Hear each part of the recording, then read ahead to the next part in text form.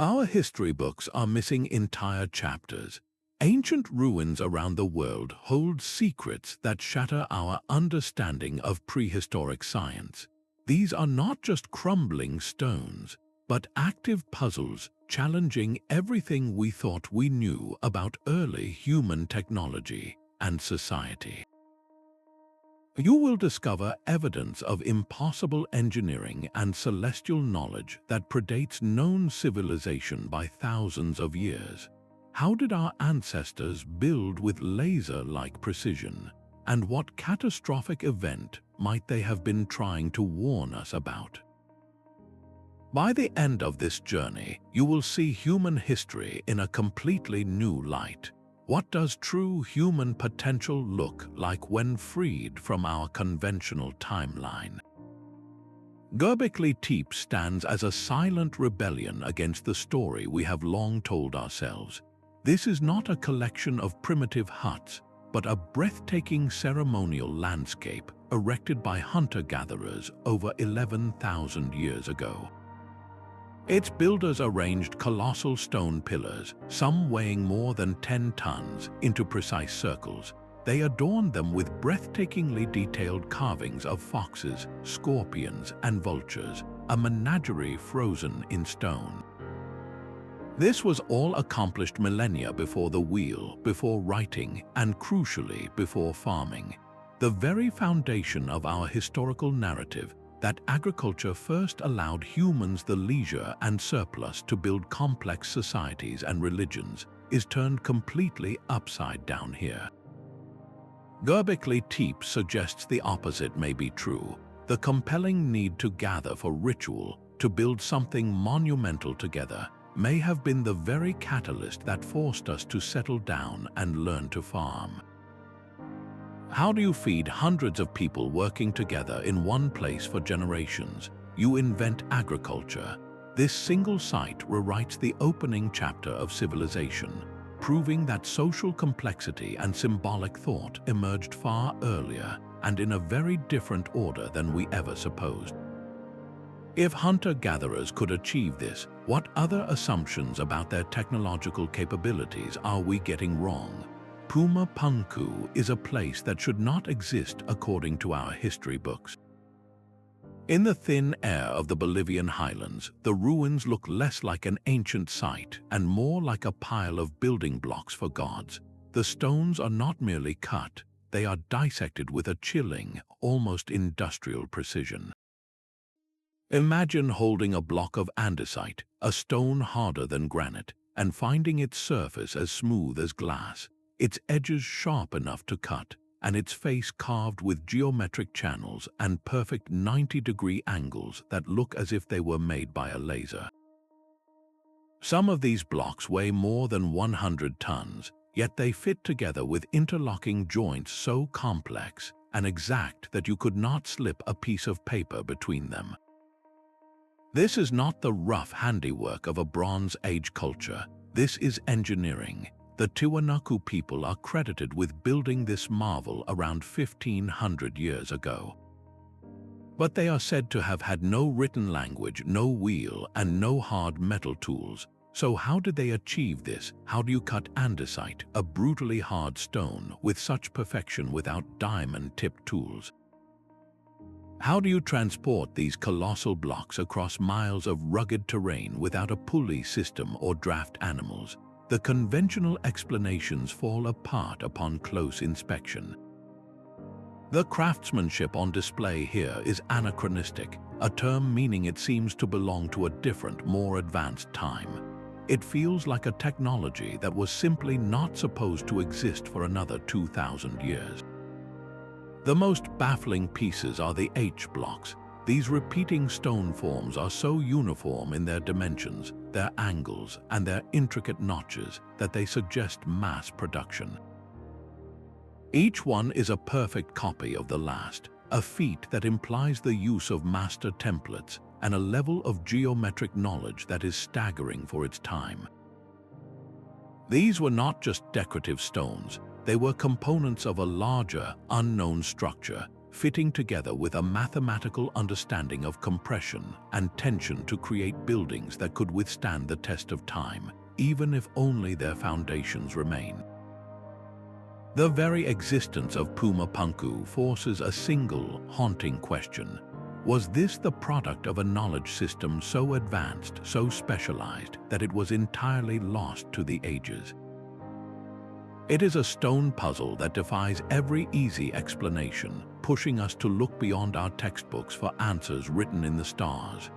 The stones of Giza whisper secrets not of the earth, but of the sky. The three Great Pyramids do not sit in a random cluster. They are laid out on the ground in a pattern that perfectly mirrors the three stars of Orion's belt, while the nearby Nile River mirrors the cosmic flow of the Milky Way. This is not a rough approximation. The correlation is too precise, too deliberate to be dismissed as chance. This celestial map, proposed by researchers like Robert Bovell, points to a terrifyingly advanced understanding. The builders were not just aligning their monuments to the stars of their own time. They seem to have encoded the precessional cycle into the very desert floor, a slow, 26,000-year wobble in Earth's axis that gradually shifts our view of the constellations. To know this cycle is to measure time on a geological scale. It is a concept we struggle to grasp even with our satellites and computers, yet here it is, set in millions of tons of stone. The Great Pyramid itself is a monument to this impossible precision. Its base is almost a perfect square, with sides aligned to the four cardinal directions with an accuracy within 3/60ths of a degree. To put that in perspective, facing true north with such minuscule error is a feat that would challenge modern engineers with laser-guided tools. How did an ancient culture achieve this without a magnetic compass, which they did not have? The mysteries are woven into the very fabric of the structure. Deep inside the Great Pyramid, narrow channels once called air shafts were long thought to provide ventilation for the builders. We now know they served a far more profound purpose. These shafts were precisely angled to act as telescopic sightlines, pointing directly toward the stars Sirius and Orion at specific, significant dates in the ancient past. This was not a random observation. It was a deliberate, ritualistic locking of stone to the heavens, a calendar built for the ages. It implies generations of meticulous sky watchers, tracking the slow dance of the cosmos with a scientific dedication we never attributed to them. The pyramids, therefore, are more than tombs. They are a silent, stone testament to a science of the stars so sophisticated that we are only just beginning to decode its language. This mastery of the cosmos feels too vast, too complete, to have been born in isolation. It hints at a web of knowledge that may have stretched across the globe, connecting ancient minds in a shared pursuit of celestial truths. The walls of Sacsayhuamán fortress do not look built, but rather grown, as if the very earth decided to fold itself into an impenetrable, zigzagging barrier. Each stone is a giant, irregular polygon, some standing taller than a person and weighing more than 100 tons. They lock together in a complex, three-dimensional jigsaw puzzle without a single drop of mortar. The fit is so impossibly perfect that for centuries, locals have said you cannot even slip a razor blade between the seams. This is ashlar masonry pushed to its absolute, mind-bending limit. The conventional story credits the Inca with its construction a little over 500 years ago, a people with no written language, no iron tools, and no wheel. Yet here is a structure that has shrugged off violent earthquakes that have leveled modern cities. How do you achieve such resilience with nothing but stone hammers and bronze chisels? The polygonal design is the key to its strength. Unlike uniform, rectangular blocks that can shift and topple under seismic force, these interlocking stones, with their myriad angles and facets, move and settle as a single, monolithic unit during a quake. They absorb and redistribute the energy, a principle of seismic engineering we are only now fully appreciating. This implies the builders possessed not just incredible stone working skill, but a profound, almost intuitive understanding of geology and physics. They knew how the ground would shake, and they built accordingly. The methods used remain one of archaeology's greatest enigmas. Some researchers point to the peculiar vitrified, or melted, surfaces on some stones, suggesting a mysterious agent may have been used to soften the rock, allowing it to be shaped and molded like clay. Other, more speculative theories propose the use of lost sonic technology, using specific sound frequencies to make the stone temporarily pliable. While these ideas sound like science fiction, they stem from a simple, undeniable fact. The standard explanations of relentless pecking and grinding with simple tools fail to account for the scale, the precision, and the sheer audacity of the work. This was more than a fortress. Its serpentine walls mirror the celestial serpent of Inca cosmology, and its alignments suggest it was also a giant solar calendar and a temple. What catastrophic event, or what profound loss of knowledge, could explain why such a masterful, earthquake-proof building technique was completely abandoned? The stones of Sacsayhuamán are a permanent question, carved in limestone, demanding we reconsider what ancient builders were truly capable of achieving. Beneath the waves off Japan's coast lies a riddle carved in stone. The Yonaguni monument rises from the seabed like a sunken fortress, a series of massive terraces, sharp ledges, and what unmistakably look like staircases ascending into the deep blue. A local diver named Kirkairo Aratake stumbled upon this breathtaking structure in the 1980s, and it has confounded experts ever since. The central question is as simple as it is profound. Are we looking at the incredible handiwork of nature, or the submerged ruins of a civilization lost to time? The formation is colossal, a single rock mass covering an area larger than 2 football fields. Its most striking features are the stark, perfect 90-degree angles between its terraces and the long, straight channels that run parallel to each other. One section even features a dramatic 5-meter-tall opening that looks exactly like a triangular archway, a feature that seems intensely deliberate. Then there are the circular depressions and what some researchers argue is a carved face on one pillar, a stoic visage gazing out from the depths. If this is all the work of human hands, the implications are staggering. For this structure to have been built on dry land, it would have to date back to the end of the last ice age, over 10,000 years ago, a time when sea levels were dramatically lower. This timeline would place its construction thousands of years before the first known settled cultures in Japan, suggesting a previously unknown chapter of human history, one potentially connected to the myth of a sunken continent like Mu. Geologists, however, offer a different perspective. They point out that the rock is sandstone, a material prone to fracturing along straight plains due to tectonic shifts and the relentless force of ocean currents. They argue that what we see as steps and platforms could be the result of natural shearing and erosion, a magnificent geological coincidence. Yet, even they concede that the sheer concentration of these right-angled features in one location and the overwhelming sense of organized design pushes the limits of a purely natural explanation. The Yonaguni monument forces a fascinating collaboration between archaeologists and geologists, two fields that must now ask a fundamental question. How do we tell the difference between a natural wonder and a human masterpiece when 10 millennia of ocean have blurred the lines? This underwater puzzle serves as a haunting reminder.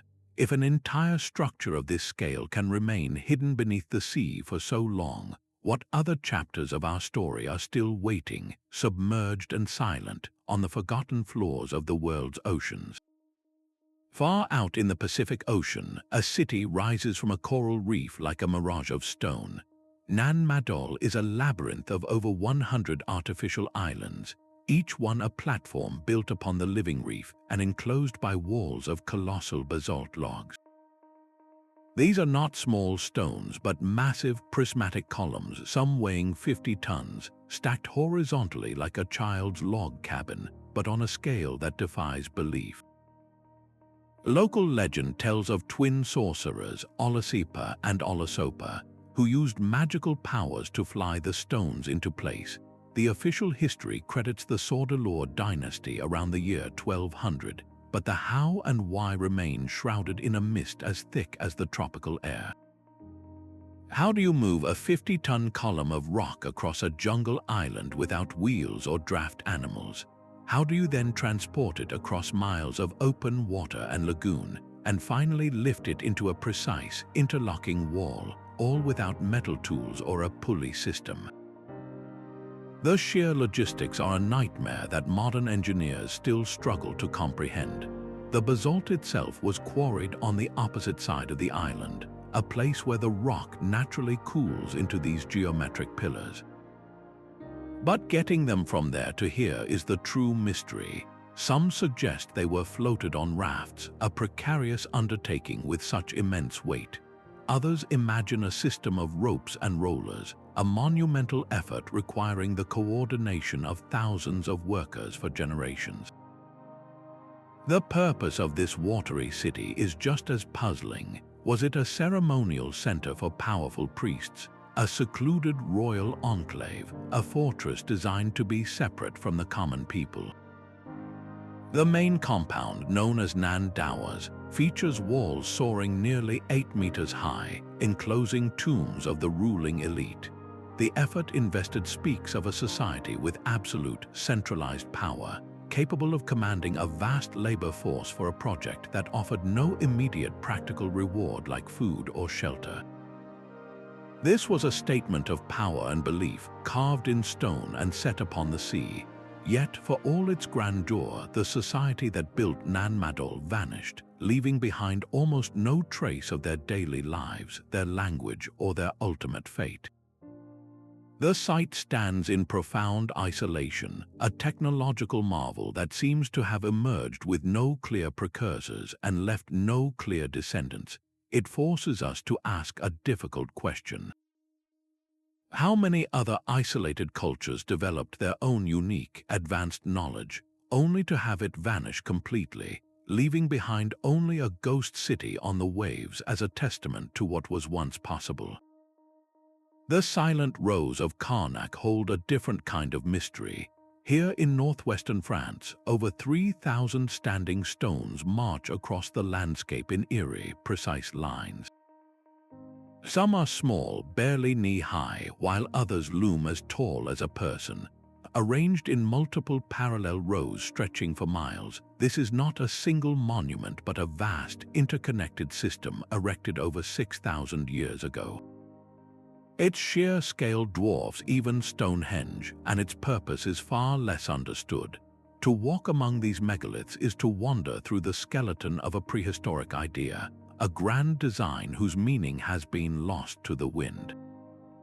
For centuries, the dominant theory was that this was a sacred space for Druid rituals, but we now know the stones are millennia older than the Celts.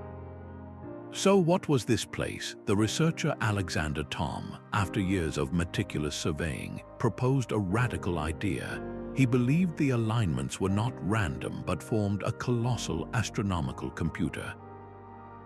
The specific positioning of the stones, he argued, could be used to predict lunar standstills, eclipses, and solstices with stunning accuracy. The entire landscape may have been a calibrated instrument for tracking the complex dance of the heavens, a stone calendar on a scale we can scarcely comprehend. Yet astronomy may be only one part of the story. The immense labor involved speaks of a society with a powerful, unified purpose: to quarry, transport, and erect thousands of multi-ton stones required not just manpower, but a shared vision spanning generations. This suggests a social order far more complex than we typically attribute to Neolithic tribes. Perhaps Carnac was also a territorial marker, a statement of identity and control carved into the very earth. Some even speculate the lines acted as a seismic detector, with the stones vibrating in specific ways to warn of distant earthquakes. The true genius of Carnac likely lies in its multi-functionality. It was probably all of these things at once: a temple under the open sky, a celestial clock, a social gathering place, and a declaration of power. It represents a holistic prehistoric science where astronomy, geography, and sociology were not separate fields but intertwined strands of a single, profound understanding of the world. What knowledge was so vital, so essential to their survival and identity, that it demanded the mobilization of an entire culture to encode it in granite? The silent stones offer no easy answer, but they stand as a permanent challenge to our assumptions about the intellectual life of our ancestors. This mastery of the landscape above ground makes the discovery of equally sophisticated structures hidden deep below the earth even more compelling. Deep beneath the sun-baked hills of Cappadocia lies a world turned inside out. The Derinkuyu underground city is a labyrinth carved not from stone, but from soft volcanic rock, a subterranean metropolis plunging 18 stories into the earth. This was not a simple cave network. It was a fully functional, multi-level city capable of sheltering up to 20,000 people, along with their livestock, food supplies, and places of worship. Imagine an entire community choosing to live in perpetual twilight, their world defined by corridors, chambers, and the hum of a hidden society. The conventional timeline attributes its initial carving to the Phrygians nearly 3,000 years ago, with early Christians later expanding it. Yet the sheer, breathtaking scope of the excavation suggests a much deeper history, a project that might have spanned countless generations. The engineering challenges here are almost beyond comprehension. How do you keep a city of thousands breathing deep underground? The builders solved this with a masterpiece of prehistoric plumbing, a network of over 50 ventilation shafts that channeled fresh air from the surface to the very lowest levels, ensuring a constant, life-giving circulation. They dug deep wells to tap into the groundwater, independent of surface sources. They designed narrow, twisting corridors that could be sealed at a moment's notice by massive, rolling stone doors, each weighing half a ton and operated from a single, defensible point. These were not the panicked actions of people seeking a temporary refuge. This was the meticulous planning of a culture preparing for a long-term siege against an unknown, pervasive threat. The city contained everything needed for survival, from stables and cellars to churches and wineries, all laid out with a sophisticated understanding of urban logistics and social structure. What force, what recurring danger could compel an entire civilization to invest such monumental effort in building a life in the dark? Derinkuyu stands as a stunning testament to a different kind of ancient genius, one focused not on reaching for the stars, but on mastering the world beneath their feet. It forces us to expand our very definition of a city, and to acknowledge that some of humanity's greatest architectural achievements were designed to remain completely invisible. This mastery of concealment makes the enigmatic purpose of other, more visible structures all the more intriguing. These stone giants of Easter Island are far more than just brooding faces. The Moai stand as silent, brooding sentinels on their coastal platforms, but their true mystery lies not in their gaze, but in their journey. Each multi-ton statue was carved from a single piece of volcanic tuff at the Rono-Roroku quarry, and then somehow transported for miles across rugged terrain to their final positions overlooking the sea. For a society with no wheels, no metal, and no draft animals, this was a logistical nightmare. The most compelling theory suggests the islanders used a system of ropes and a coordinated rocking motion to actually walk the statues upright across the landscape. Experimental archaeology has shown this is possible with a dedicated team, yet the debate still rages. The sheer risk of a single misstep, sending a 70-ton masterpiece crashing to the ground, is almost unimaginable. And then there are the Pukao, the distinctive red stone hats that crown some of the Moai. These cylinders, weighing up to 12 tons each, were quarried from a different part of the island. How did they lift these massive stones and place them precisely on top of heads that could be 30 feet in the air? The engineering puzzle of the Pukao remains one of the island's most stubborn secrets. But the biggest revelation came when archaeologists began to dig. The Moai are not just heads, they have full, complete bodies buried up to their shoulders in the earth. These torsos are often covered in intricate, previously hidden petroglyphs, carvings that speak of a rich symbolic world. They stand upon stone platforms called ahu, which are not mere bases but burial sites. This paints a vivid picture of a complex ancestor worship culture, where the Moai were not idols but representations of revered forebears watching over the living and the dead. The creation and erection of each statue was an act of profound communal devotion, requiring a sophisticated, generational understanding of leverage, balance, and social organization. Yet this story of ingenuity is shadowed by tragedy. The island we see today, mostly treeless, was once a lush subtropical forest. The very culture that achieved such monumental feats appears to have contributed to its own downfall.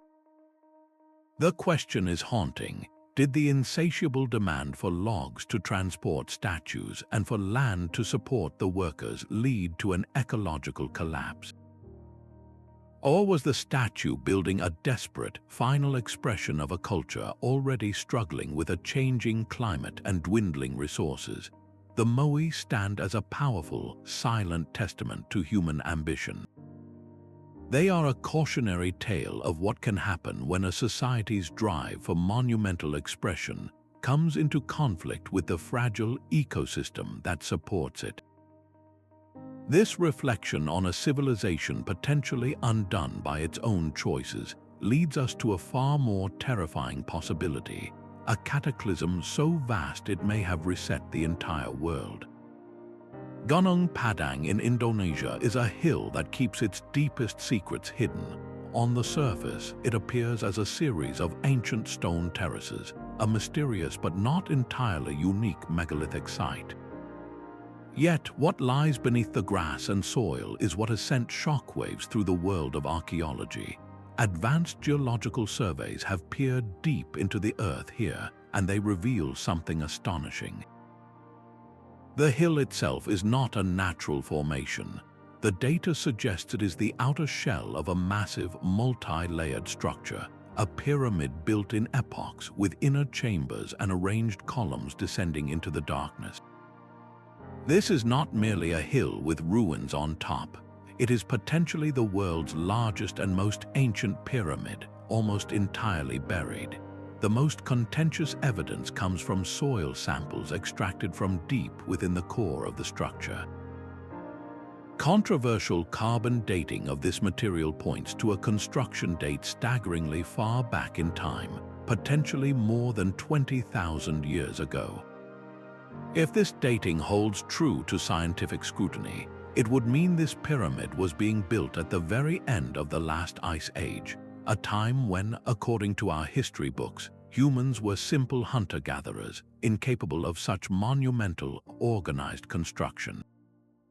The implications are so profound that mainstream archaeology has reacted with intense skepticism, calling for more extensive excavation and verification. The debate is not just academic, it is a fundamental clash over the very timeline of human civilization. Could a sophisticated culture capable of large-scale geoengineering have risen and fallen in prehistoric Southeast Asia, leaving no trace but this single gargantuan mound. What was the purpose of such an immense undertaking? Was it a temple aligning with forgotten stars, an observatory for tracking long-lost celestial cycles, or perhaps a tomb for rulers whose names have been erased by time?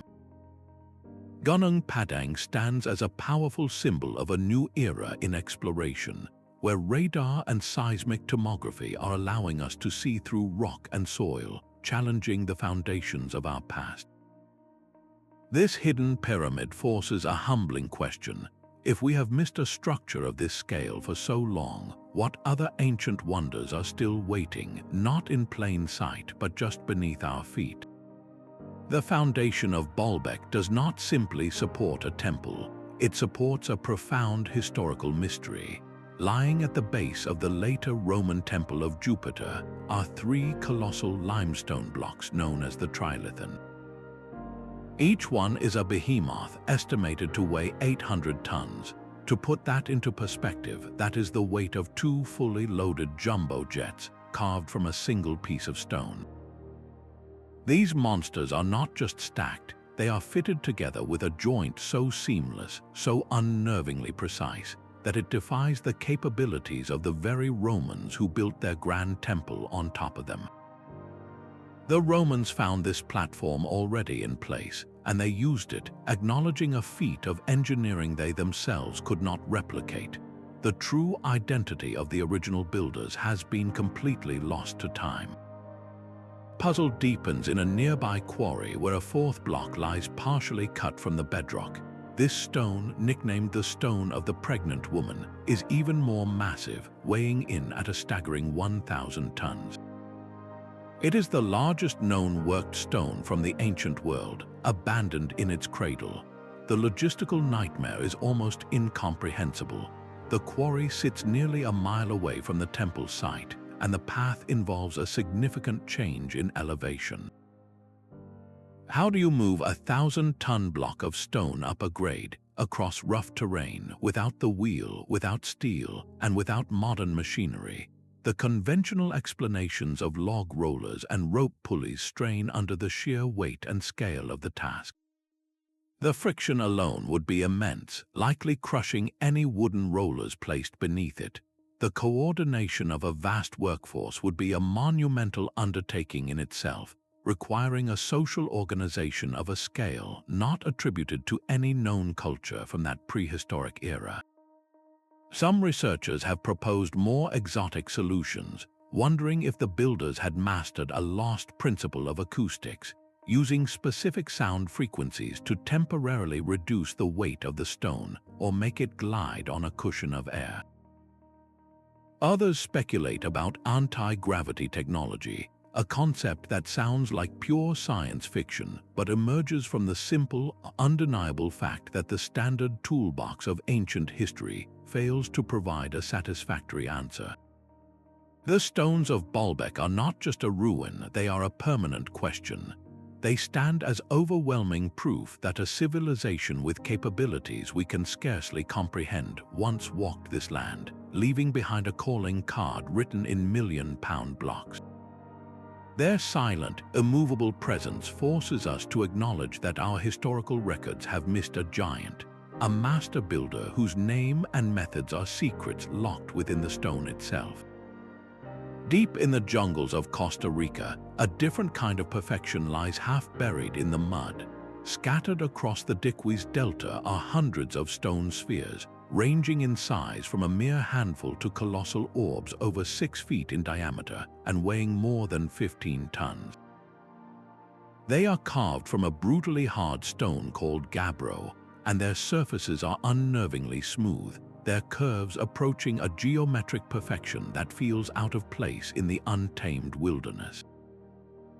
The people who created them, a pre-Columbian society that flourished over 1,000 years ago, left behind no written language, no metal tools, and no explanation for why they dedicated such immense effort to the pursuit of the perfect sphere.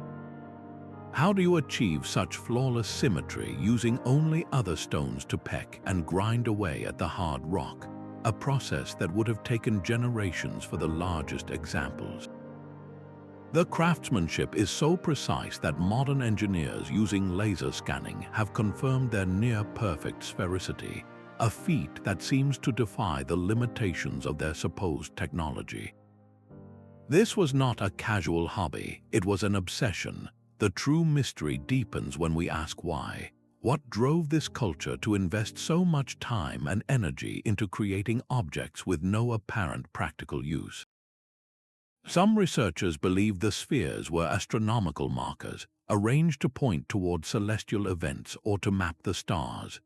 Others see them as symbols of power and status, the ancient equivalent of a luxury good, displayed by chiefs to showcase their authority and command over labor. Perhaps they were representations of the sun, the moon, or other celestial bodies, making a vast, open-air planetarium. Yet the original context is lost forever. Many of the spheres were moved from their ancient positions by 20th century agricultural workers, their secret patterns and alignments scrambled beyond recovery. We are left with the objects, but the blueprint has been erased. This makes the spheres uniquely frustrating. At sites like Göbekli Tepe or the pyramids, even if the purpose is debated, the structures themselves remain in situ, offering clues through their orientation and relationship to the landscape. The Costa Rican spheres are isolated masterpieces, their conversation with each other and their world permanently silenced. Their existence forces a profound question about human motivation. They demonstrate a sophisticated understanding of geometry and a mastery of stoneworking that seems to transcend mere utility. This suggests a culture that valued abstract mathematical ideals and pure form, a philosophical pursuit we rarely associate with so-called primitive societies. The spheres stand as a silent testament to a universal human drive, the desire to create perfection for its own sake, a beautiful and utterly mysterious goal that echoes across the centuries. High stone walls curve gracefully against the African sky, an intricate puzzle of granite blocks held together by nothing but genius and gravity. This is Great Zimbabwe, a city built without mortar, its dry stone walls fitting so perfectly they have endured for nearly 1,000 years. At its heart stands the Great Enclosure, a vast elliptical space surrounded by walls that soar over 30 feet high and are 16 feet thick at their base. Inside, a mysterious conical tower rises solid and imposing, its purpose still debated by scholars. For generations, European colonizers looked upon these majestic ruins and declared them impossible. They could not or would not believe that an indigenous African civilization possessed the sophistication to create such a marvel. They spun fanciful tales, attributing the city to the Phoenicians, the Queen of Sheba, or Arab traders, anyone but the local Shona people. It was a deliberate act of historical erasure, an attempt to steal a continent's legacy. Modern archaeology has completely dismantled these racist myths. Carbon dating and extensive research confirm this was the work of the Shona, a kingdom that flourished here between the 11th and 15th centuries. Great Zimbabwe was the bustling capital of a vast empire, a hub of trade, politics, and spiritual life. From this inland city, gold, ivory, and copper flowed to ports on the Swahili coast, connecting it to a global network that reached as far as China and India.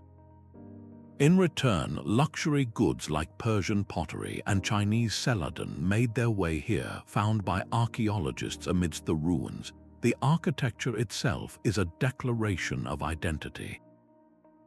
The walls are not merely functional, they are adorned with intricate patterns, chevrons, and herringbones of stone that ripple along their surfaces. This is a distinct aesthetic, a cultural signature carved in granite. The precision of the stonework is breathtaking, with each block carefully shaped to interlock with its neighbors, creating structures that have withstood centuries of weather and seismic shifts. This was not the work of a simple tribal village, but of a complex society with a powerful central authority, skilled artisans, and a deep understanding of engineering. The very existence of Great Zimbabwe shatters the outdated and prejudiced narrative that sub-Saharan Africa was a technological backwater. It forces a profound correction to our history books, proving that powerful, innovative, and wealthy empires rose across the African continent long before European contact. This rediscovered marvel compels us to look elsewhere, to question how many other magnificent sites around the world have been similarly misattributed or simply overlooked because they did not fit a narrow, Eurocentric view of civilization. These temples are not silent ruins. They hum with a forgotten science, one you can almost feel in the air. On the sunlit islands of Malta, the Tarxien temples form a sprawling complex of interconnected chambers and altars, built over 4,500 years ago. The walls are a canvas of prehistoric art, covered in deep, swirling spiral carvings that seem to pull your gaze into their endless curves. Here, archaeologists unearthed the famous Fat Lady statues, ample figures of stone that likely represented powerful goddesses of fertility and the earth. But the true genius of Tarxien is not just in what you see, but in what you hear. Step into one of the central chambers and speak in a normal tone. Your voice changes. It becomes richer, deeper, and seems to hang in the air, vibrating through the stone itself. The builders designed these rooms with a precise understanding of sound resonance. They shaped the limestone to capture and amplify specific frequencies, creating a natural soundscape that could overwhelm the senses.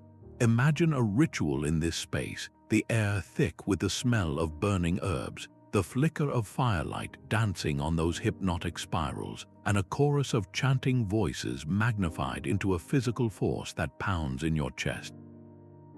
This was not an accident, it was sensory engineering. The priests or shamans of this society likely used this acoustic technology to induce trance states, to bridge the gap between the physical world and the spiritual realm.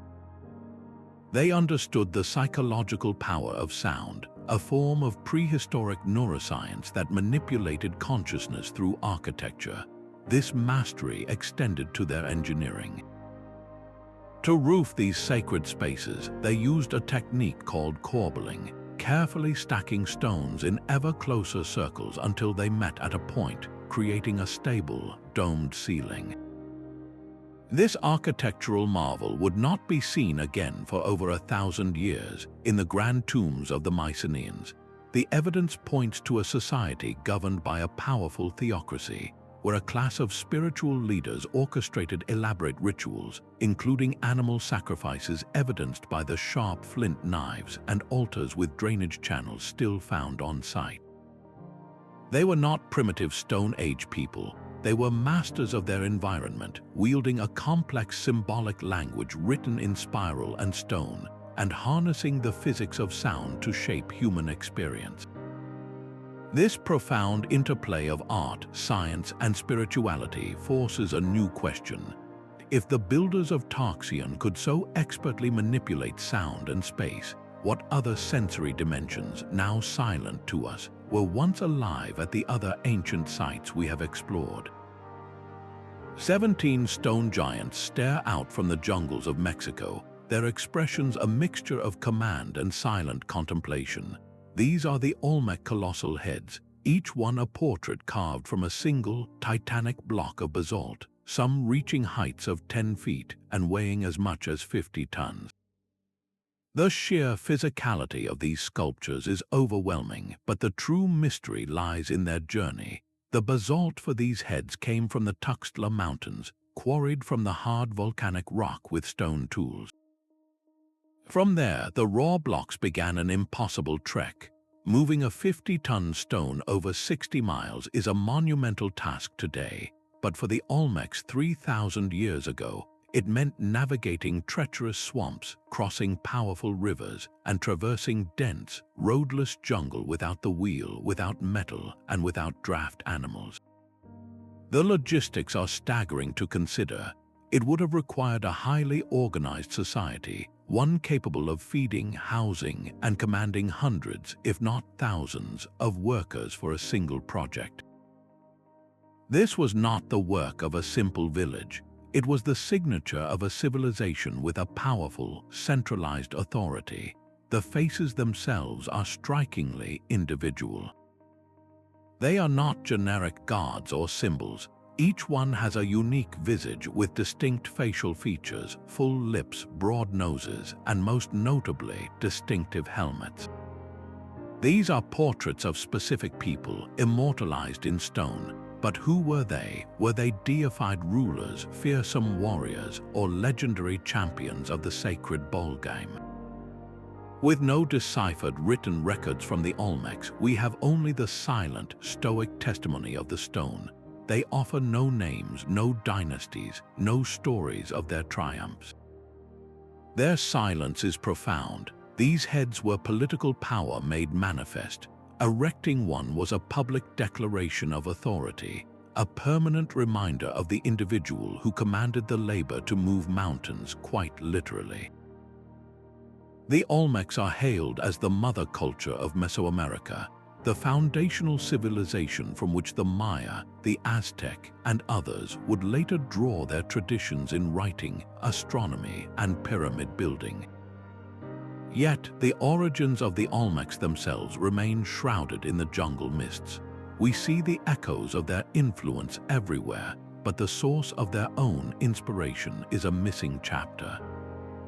These colossal heads are more than art. They are the bedrock of a cultural mystery, forcing us to wonder how many other foundational societies have vanished, leaving behind only their most monumental achievements as a clue to their lost world.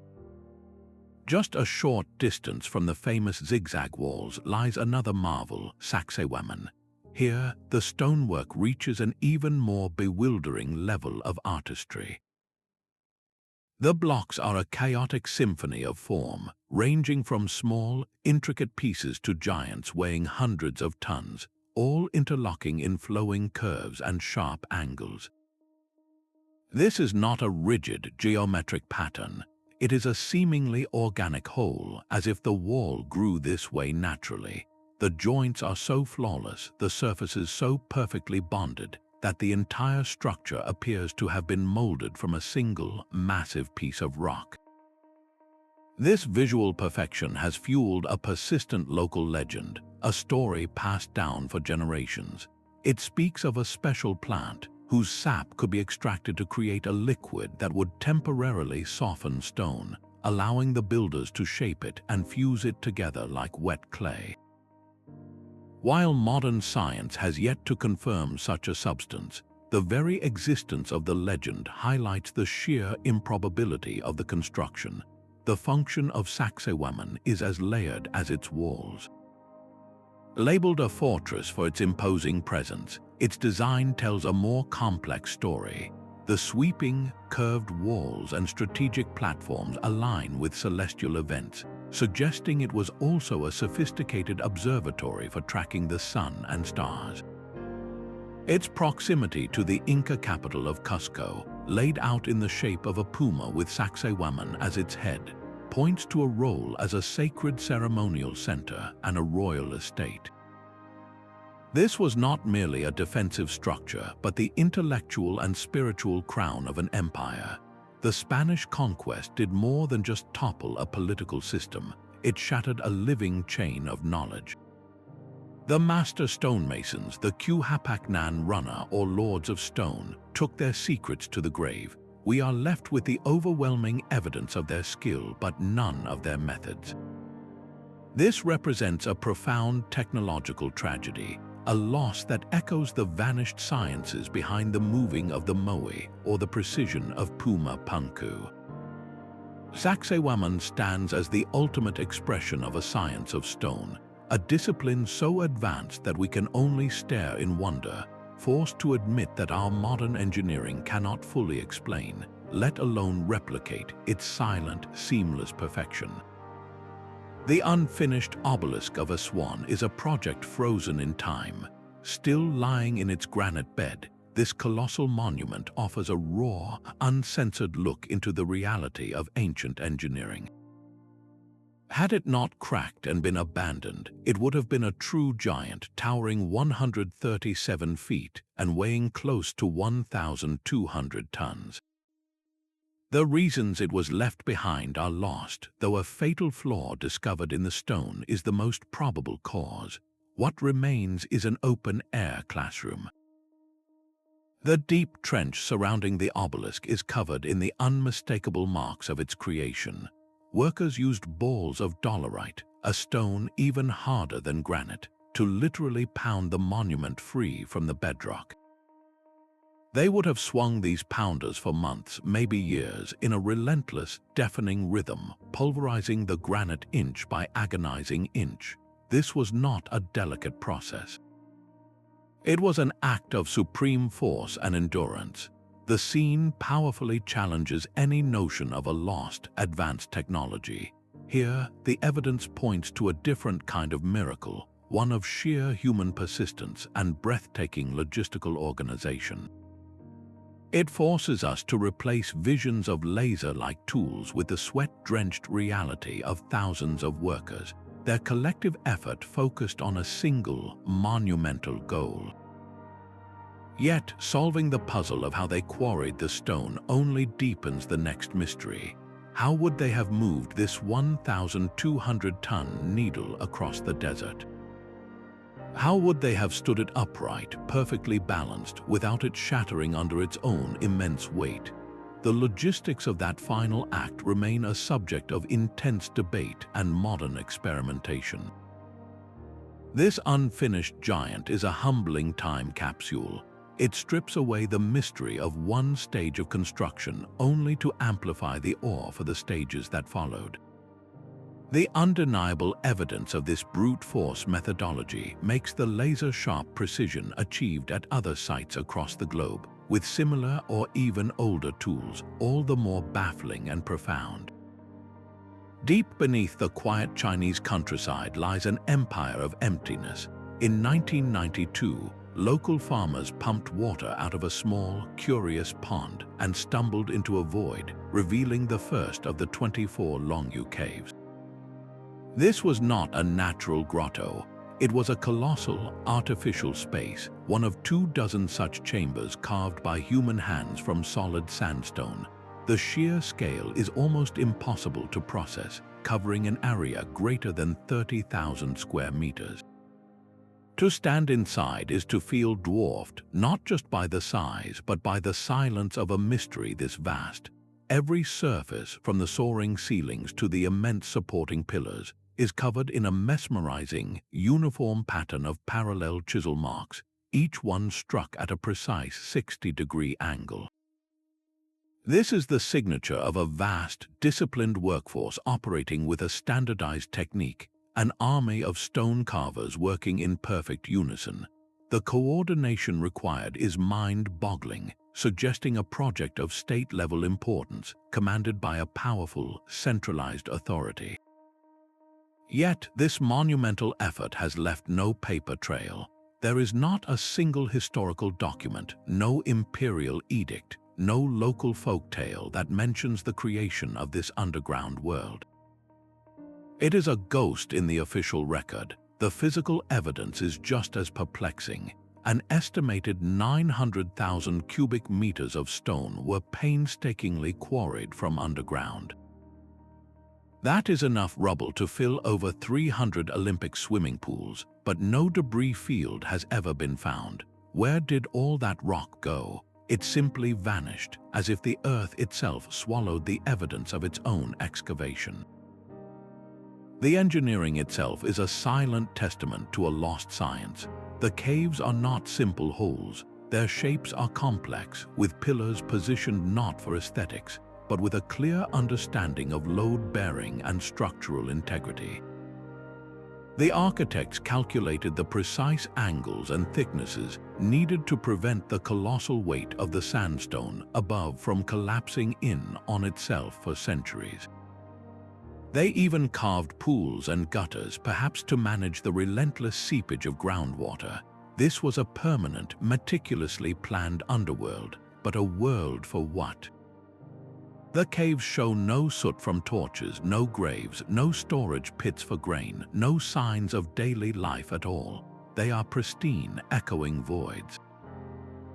Were they a secret quarry for a building project that never began? A hidden refuge for an emperor's army, or perhaps a spiritual destination, a man-made underworld designed for silent ritual and communion with the earth? The Longyu Caves stand as a profound paradox, one of the largest underground excavations in the ancient world, yet they are an empty stage with no play, a symphony of labor with no composer. Their very existence screams a question that our history books cannot answer, forcing us to wonder what other empires and ambitions have been completely erased from our collective memory, waiting only for a curious farmer to pull back the veil. A single, weathered circle of stones stands on a high ridge in South Africa, a silent clock that may have been ticking for 75,000 years. Known to some as Adam's calendar, this ring of upright dolerite stones is positioned with an uncanny awareness of the world. Its central monolith and surrounding pillars align precisely with the north-south axis, while other stones mark the exact points on the horizon where the sun rises and sets during the solstices and equinoxes. This is not a random scattering of rocks. It is a sophisticated, functioning calendar carved from the landscape itself. If the most radical dating claims are correct, this site would not just be older than Göbekli Tepe, it would be older than any known structure on Earth by a staggering margin.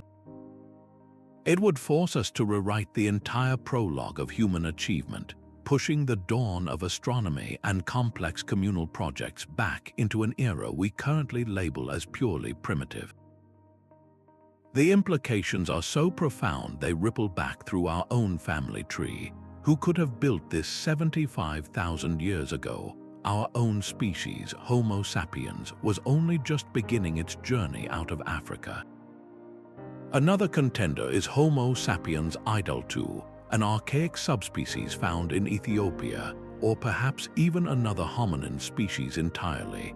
The possibility that a different kind of human mind looked up at the same sky and felt the same compelling need to map it in stone is a concept that shatters the very foundation of our uniqueness.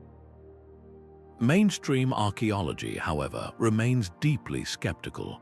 Experts point out that natural processes can create deceptively geometric rock formations, and that the area was used by much later pastoralists who could have arranged the stones. The debate hinges on the evidence of tool marks on the stones and the sheer statistical improbability of such perfect celestial alignments occurring by chance. This is the front line of a quiet academic war, a conflict between established timelines and anomalous evidence that refuses to be ignored. The stones themselves cannot be carbon dated, and the soil around them has been disturbed over millennia, making definitive proof elusive. This controversy is more than an academic squabble. It is a fundamental clash over methodology and the limits of our knowledge. Adam's calendar, whether a natural wonder touched by human hands or a true megalithic masterpiece, forces a single, humbling question upon us. How deep does the roots of human genius truly go? This site stands as a powerful symbol of a history we are only beginning to uncover, a reminder that the story of our past is not a closed book, but a manuscript with missing pages we are still learning how to read. A modern man with an ancient secret, working alone under the cover of the Florida night. Edward Leedskalnin single-handedly built the Coral Castle, moving over 1,000 tons of coral rock using methods he never revealed. He claimed to have uncovered the building secrets of the pyramids, and in the 20th century, he created a monument that directly echoes the puzzles of Pumapunku and Sacsayhuamán. How did one man, without modern machinery, quarry these massive blocks and then fit them together with such hairline precision? The centerpiece of his work is a 9-ton stone gate, so perfectly balanced on a simple pivot that it swings open with the gentle push of a single finger. Engineers have studied this gate for decades, baffled by its flawless operation and the fact that it continued to work perfectly for decades until the mechanism finally seized in the 1980s. Theories about his methods range from ingenious systems of leverage and counterweights, using old car parts and chain hoists, to more speculative ideas involving an obscure understanding of Earth's magnetic fields. Yet, every attempted replication has fallen short. Lidskalnin worked mostly at night, shrouding his process in secrecy, and when asked how he managed such feats, he would only give a cryptic smile and say he understood the laws of weight and leverage. This was not just a quirky hobby, it was a demonstration. The coral castle proves that the chasm between what we believe ancient people could do and what they actually achieved might be bridged by a specific, potent form of knowledge. It stands as a powerful, modern testament to the idea that a single individual, armed with the right understanding, can accomplish what mainstream science deems impossible. This is not about alien technology or supernatural power, but about a practical, physical science that was either forgotten or never widely known. Lidskalnin's lonely, obsessive work connects the enigmas of our deep past to a tangible, modern mystery. It whispers that the secrets of the ancients may not be entirely lost to time, but are merely waiting dormant for the right mind to stumble upon them once more. This tantalizing possibility that such profound knowledge could be rediscovered leads us to our final and perhaps most profound ancient puzzle, one that ties all these threads together into a single, startling revelation. Herodotus walked its halls and declared that the pyramids were overshadowed. He described a sprawling complex near the Pyramid of Amenemhat III, a structure of such immense scale and complexity it defied belief. The Labyrinth of Hawara was said to contain 3,000 rooms, a dizzying network of courts, halls, and colonnades, half rising into the sunlight and half descending into a permanent, sacred darkness. Ancient historians like Strabo echoed this awe, writing of a stone forest so intricate that one could not find the exit without a guide. It was more than a temple or a tomb. It was a city contained beneath a single, monumental roof, a center for administration, religion, and the eternal rest of sacred crocodiles and kings. To stand before it was to witness the absolute peak of Egyptian bureaucratic and spiritual power, consolidated into one overwhelming masterpiece. Today, that vision is almost entirely gone. The site appears as little more than a vast, rubble-strewn mound, a pathetic ghost of its former glory. For centuries, scholars debated whether the ancient accounts were mere travelers' tales, exaggerated by time and wonder. Then came the ground-penetrating radar. Modern geophysical surveys have scanned the Earth beneath the sand and revealed the truth. There is a colossal, grid-like foundation of limestone blocks buried deep underground, a ghostly blueprint that matches the scale of the ancient descriptions. The labyrinth was real. Its destruction and burial represent one of archaeology's most profound tragedies. Imagine the knowledge that was housed within its countless chambers. This was not just a building, it was the central processing unit of the entire Middle Kingdom, a place where taxes were recorded, laws were decreed, and the rituals that bound the universe together were performed. Why would a civilization pour such resources into a single, colossal structure? The labyrinth challenges our very perception of state power in the ancient world. It suggests a level of centralized planning, logistical control, and resource management that is almost frightening to contemplate. This was a society capable of mobilizing not just for a pharaoh's tomb, but for a living, breathing institution of unimaginable scope. The story of the labyrinth is a haunting lesson in the fragility of history. An entire library of stone, a complete record of an empire's inner workings, was systematically quarried for its stone and forgotten by the sand. It stands as the ultimate what-if, a silent question of what we might have learned about human civilization if even a fraction of its halls had survived. These T-shaped pillars are not just holding up a roof, they are reaching out from the past. Look closely, and the abstract form resolves into a human silhouette, with slender arms bent at the elbows and hands resting on a carved stone loincloth. These are stylized beings, perhaps ancestors or gods, standing in silent congregation. But the true story is written on their broad surfaces, a menagerie of dangerous and powerful creatures. A scorpion poised to strike, a fox in mid-pounce, a vulture with outstretched wings, a slithering serpent. For decades, these were seen as totems of a hunter-gatherer spiritual world. Yet, what if these animals were never meant to represent the earth below, but the sky above? A compelling theory suggests these carvings are a star map, a frozen snapshot of the night sky as it appeared more than 10,000 years ago.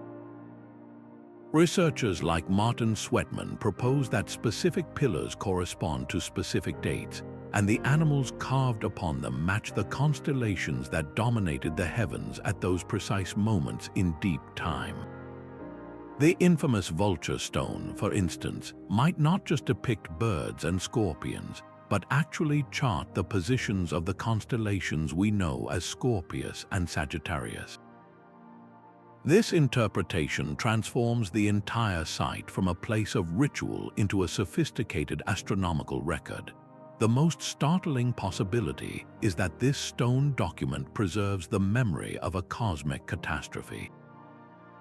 The theory suggests a specific arrangement of symbols on one pillar graphically depicts a swarm of comet fragments striking the Earth.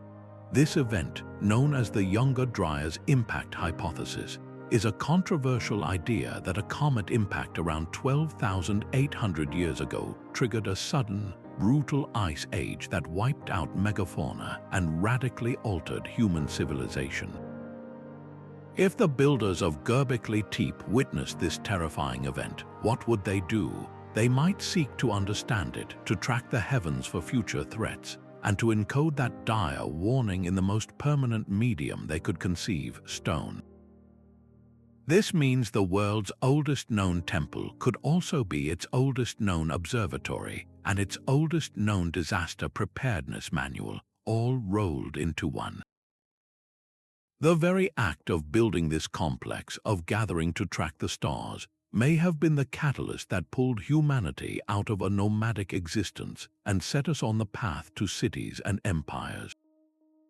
The Code of Göbekli Tepe is a puzzle that connects the birth of civilization to the stars, suggesting that our first great leap forward was driven not just by the need for food, but by the profound need to understand our place in a terrifying and magnificent cosmos. Beneath the waves off the coast of Gujarat lies a city that bridges the gap between scripture and soil. For thousands of years, the legend of Dwarka has been a cornerstone of Hindu tradition, the magnificent golden capital of the deity Krishna, a city of unparalleled splendor said to have vanished into the sea upon his departure from the world. It was a story, a sacred myth passed down through generations. Then, marine archaeologists began to explore the seabed near the modern city of Dwarka, and the myth began to take a startlingly solid form.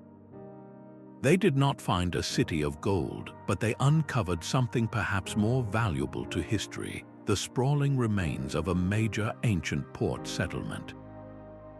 Massive stone structures, some weighing many tons, lie scattered across the ocean floor.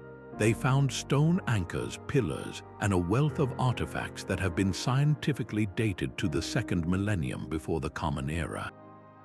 This timeline aligns remarkably well with the traditional date given for the Great Mahabharata War, the epic conflict in which Krishna is a central figure. The discovery does not prove that a god-king ruled here, but it powerfully validates the existence of a sophisticated, prosperous urban center exactly where the legends said it would be. This was a real place, a hub of maritime trade and advanced engineering that thrived along the ancient Indian coast. Its submergence was likely not a single, catastrophic event of divine will, but a slower, inexorable process driven by rising sea levels at the end of the last ice age. As the glaciers melted, the ocean gradually reclaimed this low-lying coastline, swallowing the city over centuries until only the stories remained. The scientific evidence provides a plausible physical mechanism for the legend, transforming a tale of divine retribution into a narrative of geological and climatic change. The sunken ruins of Dwarka force a dramatic reconsideration of the boundary between myth and history. They demonstrate that ancient stories, even those filled with gods and miracles, are not mere fantasies. They are often the poetic vessels for profound historical truths, oral histories that preserve the memory of real places and real cataclysms for thousands of years after the events themselves.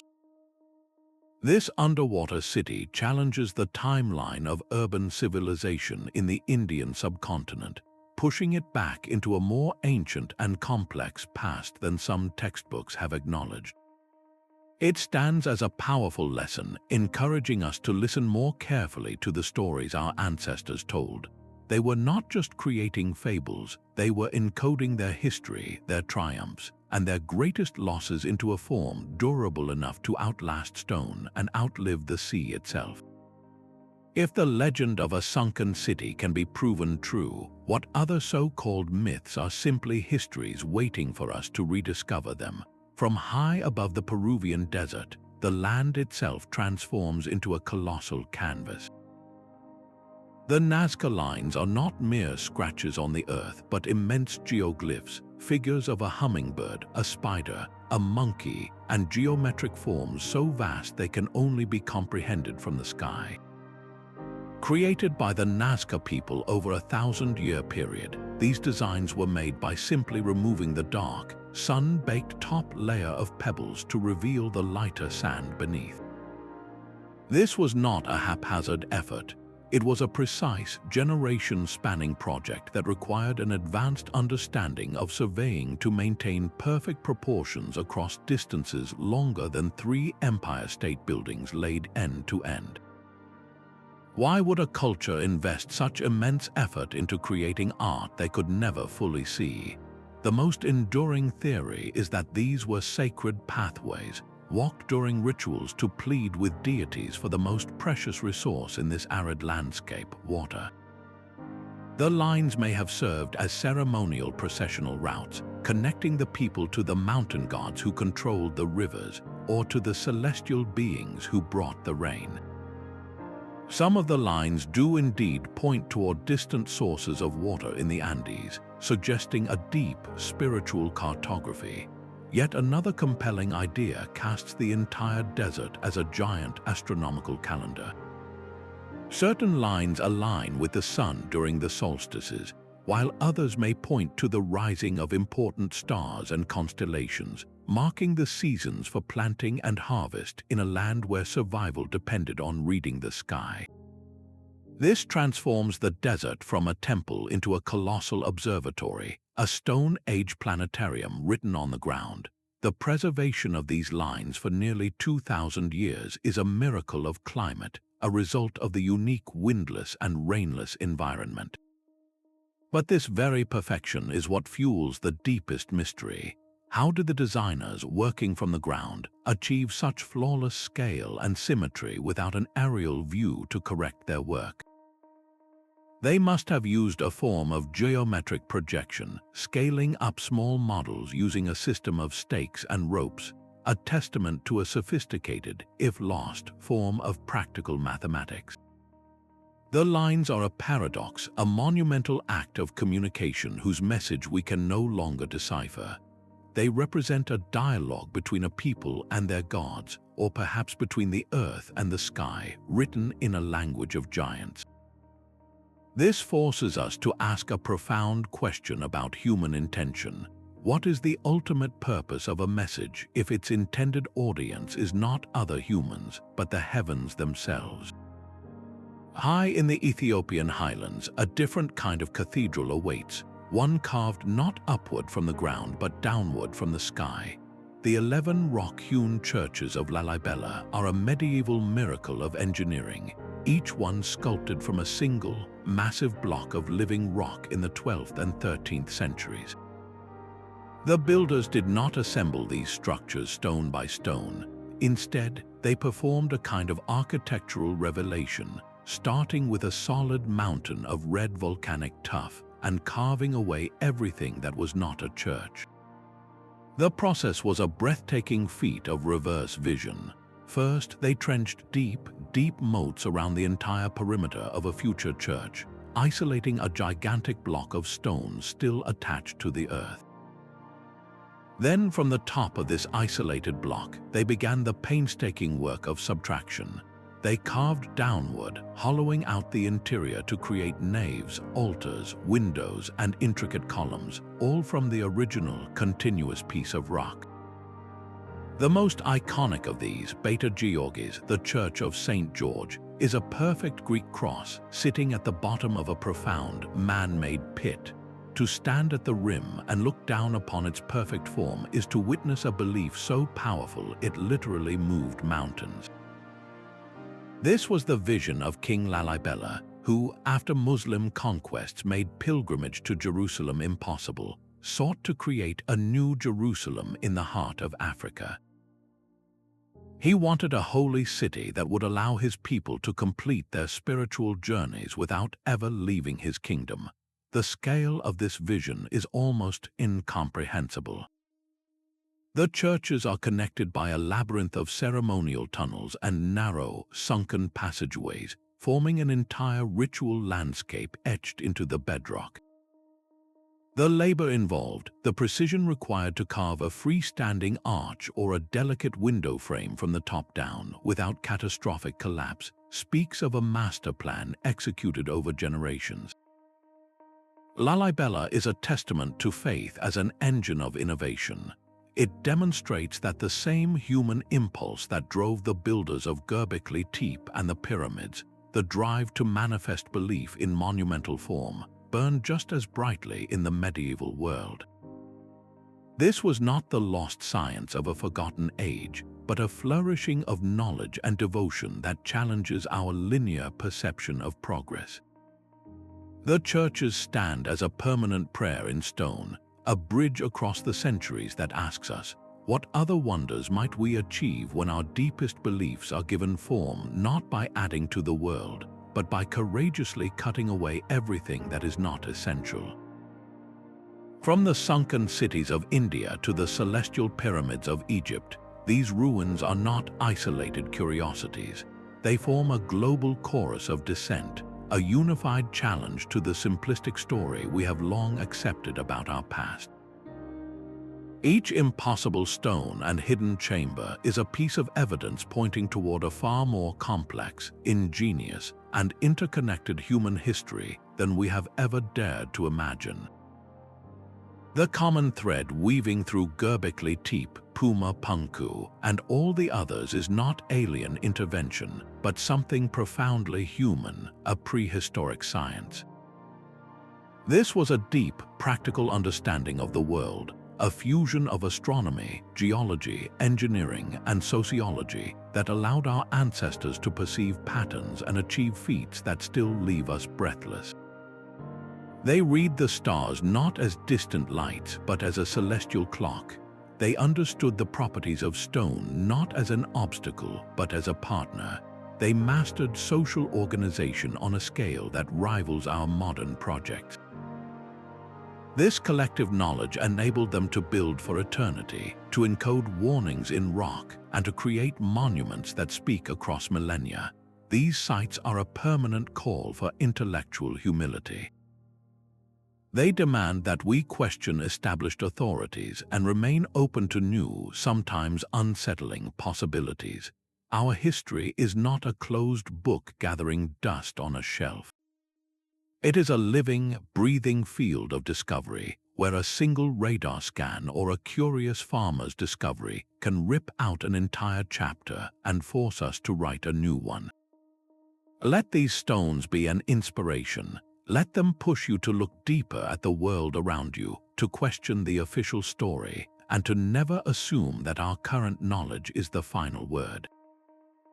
The greatest mystery waiting to be solved may not lie within the ruins themselves, but in our own evolving capacity to finally listen to what they have been trying to tell us all along.